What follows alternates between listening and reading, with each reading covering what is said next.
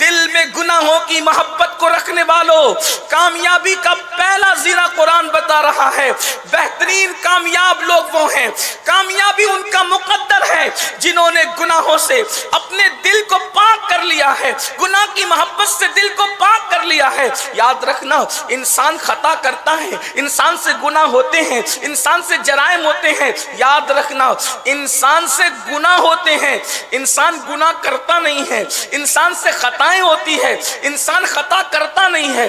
ہونے اور کرنے میں کیا فرق ہے؟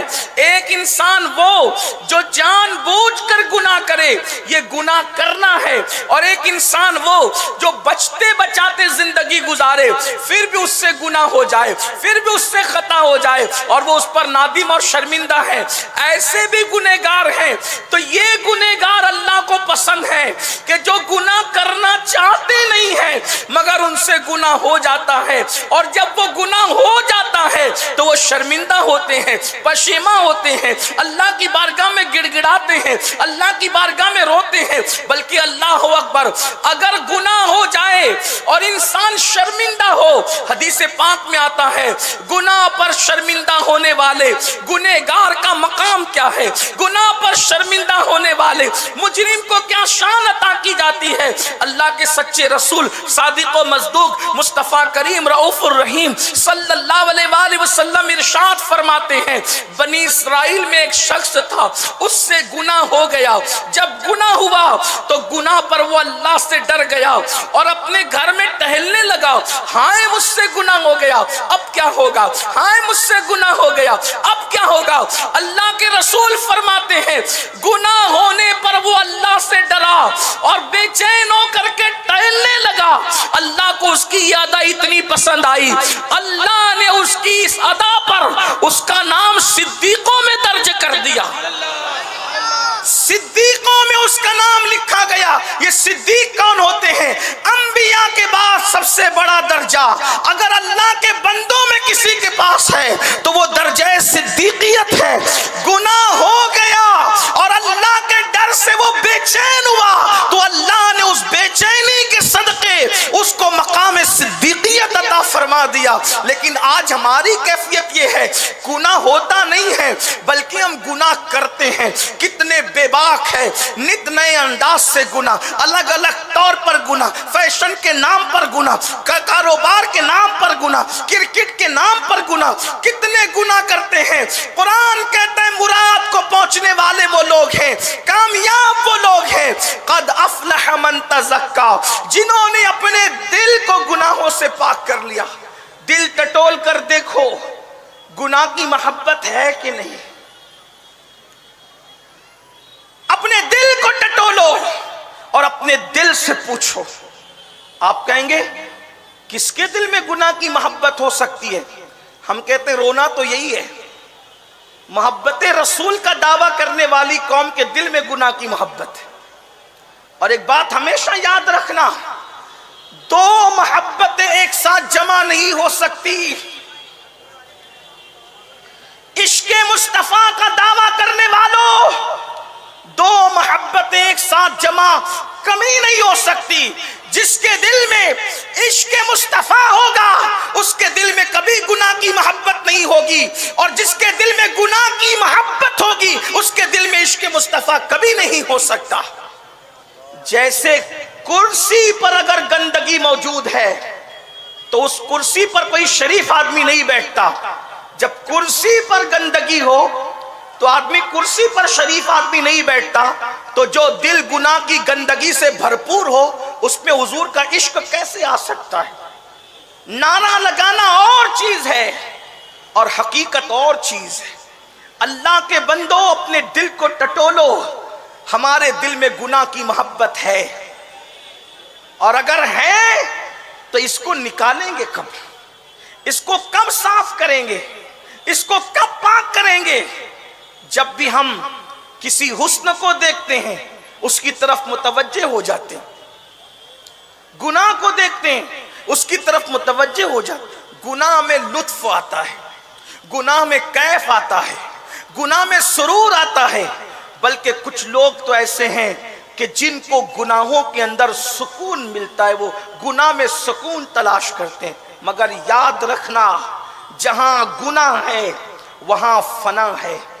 اللہ کو رحیم و کریم جان کر کے گناہ کرنے والوں، قرآن اٹھا کر کے پڑھو، یہ دھوکہ ہے، یہ دھوکہ ہے جو اللہ کو رحیم و کریم جان کر گناہ کرتے ہیں۔ اللہ یقیناً رحیم بھی ہے اور کریم بھی ہے، مگر نیکیاں کر کے اس کو رحیم و کریم جان کر کے یہ تمنا کی جائے کہ اپنے کرم سے ہماری نیکی کو قبول کر لے۔ مسلم شریف اٹھا کر کے دیکھیں، ہم گناہ کر کے بھی استغفار نہیں کرتے، توبہ نہیں کرتے۔ اللہ کے رسول سید المعصومین جب نماز کا سلام پھیرتے تو نماز کا سلام پھیر کر حضور 3 مرتبہ اللہ کی بارگاہ میں توبہ کرتے، استغفر اللہ استغفر اللہ استغفر اللہ۔ کبھی غور کیا جس کے قریب سے کبھی گناہ گزر بھی نہ سکا، خطائیں جس کی چوکھٹ سے کبھی گزر بھی نہ سکے، جو صرف معصوم نہیں بلکہ سید المعصومین ہو، وہ نماز افضل العبادات کو ادا کرنے کے بعد تعلیم امت کے لیے 3 مرتبہ اللہ کی بارگاہ میں توبہ کر رہے ہیں تاکہ امت کو بتائیں کہ اللہ کی نماز پڑھنے والوں، یہ نماز کے بعد توبہ کیسی؟ گناہ کے بعد توبہ کرنا سمجھ میں آتا ہے، لیکن نماز کے بعد توبہ کیسی؟ تو گویا کہ ذہن دیا جا رہا ہے نماز پوری کر کے اس لیے توبہ کروائی جا رہی ہے، مولا میں تیری عبادت کا وہ حق ادا نہ کر سکا جیسا کہ عبادت کرنے کا حق ہے۔ حضور تو جان عبادت ہے، حضور کے لیے نہیں کہی جا رہی یہ بات، ہمیں تعلیم دی جا رہی ہے۔ حضور نماز کے بعد استغفر اللہ پڑھ رہے ہیں جو ساری عبادتوں میں افضل ترین عبادت ہے، اس کے بعد حضور استغفر اللہ 3 مرتبہ پڑھ رہے ہیں۔ کبھی گناہ کے بعد بھی ہم نے استغفر اللہ پڑھا ہے؟ کبھی حرام کام کے بعد بھی ہم نے توبہ کی ہے؟ ہمارے دلوں میں گناہ کی یہ محبت ہے، اور جب تک گناہ کی محبت رہے گی، اللہ کو رحیم و کریم جان کر اگر کوئی گناہ کرے کہ اللہ معاف کرے گا، تو اس کو پتہ ہونا چاہیے قرآن پڑھو، قرآن اللہ کی کتاب پڑھو۔ اللہ رب العزت نے انبیاء کی اولاد کو، عام انسان نہیں، انبیاء کی اولاد کو، انبیاء جب انہوں نے گناہ کیے، جرائم کیے، پاپ کیے، تو اللہ نے اولاد پیغمبر میں سے کسی کو سور بنا دیا، کسی کو بندر بنا دیا۔ میں اپنے نوجوانوں کی توجہ چاہتا ہوں، میں قرآن کا حوالہ دے رہا ہوں، آپ قرآن اٹھا کر پڑھیں۔ یہ قوم لوط کون ہے؟ قوم لوط کون ہے؟ قوم عاد کون ہے؟ قوم سمود کون ہے؟ یہ کون ہے قومیں؟ یہ سب بنی اسرائیل ہے۔ اور بنی اسرائیل کا مطلب کیا ہے؟ بنی اسرائیل کا مطلب ہے اولاد یعقوب، اور یہ یعقوب کون ہے؟ علیہ السلام، نبی ابن نبی، نبی کے بیٹے نبی، نبی کے باپ نبی، ان کے باپ حضرت اسحاق ہے علیہ السلام، وہ بھی نبی، ان کے دادا ابراہیم ہے وہ بھی نبی، ان کے بیٹے حضرت یوسف ہے وہ بھی نبی، ان کے پوتے بھی نبی، پر پوتے بھی نبی، یہ حضرت یعقوب علیہ السلام ہے۔ ایسی عظیم اور جلیل القدر پیغمبر کی اولاد نے جب اللہ کی نافرمانی کی، اللہ نے ان کو سور اور بندر بنا دیا۔ اب ہم سوچتے ہیں کہ ہم زنا کریں گے پھر بھی جنت ہمارا ٹھکانہ ہے، شراب پیئیں گے پھر بھی جنت ہمارا ٹھکانہ ہے، سود کے دھندے کریں گے پھر بھی جنت ہمارا ٹھکانہ ہے، عورتوں پہ پاپ کی نظر ڈالیں گے پھر بھی جنت ہمارا ٹھکانہ ہے۔ اللہ کے بندو، اللہ کی شان غیرت کا اندازہ کرو۔ ایک پہاڑ ابھی بھی دنیا میں موجود ہے، اس پر ایک عورت پتھر کی بنی ہوئی ہے، لوگ جاتے ہی عبرت کے لیے دیکھتے ہیں۔ وہ عورت کون ہے آپ کو پتا ہے؟ جا کر کے تاریخ پڑھو۔ اللہ اکبر، خواتین موجود ہے تو ان کی بھی توجہ چاہتا ہوں۔ اللہ اکبر، وہ لوط علیہ السلام کی بیوی ہے، وہ پاپی نہ تھی لیکن پاپیوں کی ہم نوا بن گئی۔ جو پتھر پاپیوں پہ پڑے، اللہ نے وہی پتھر نبی کی بیوی پہ ڈال کر اس کو بھی پتھر بنا دیا۔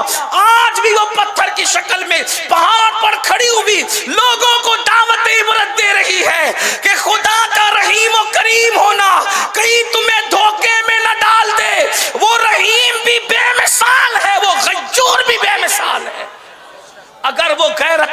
پر آئے تو پھر نبی کے بیٹے کو بھی سزا دیتا ہے، نبی کی بیوی کو بھی سزا دیتا ہے. بھول گئے؟ اللہ اکبر. وہ کون سا جرم ہے جو آج امت مسلمہ میں نہیں؟ وہ کون سا گناہ ہے جو آج امت مسلمہ میں نہیں؟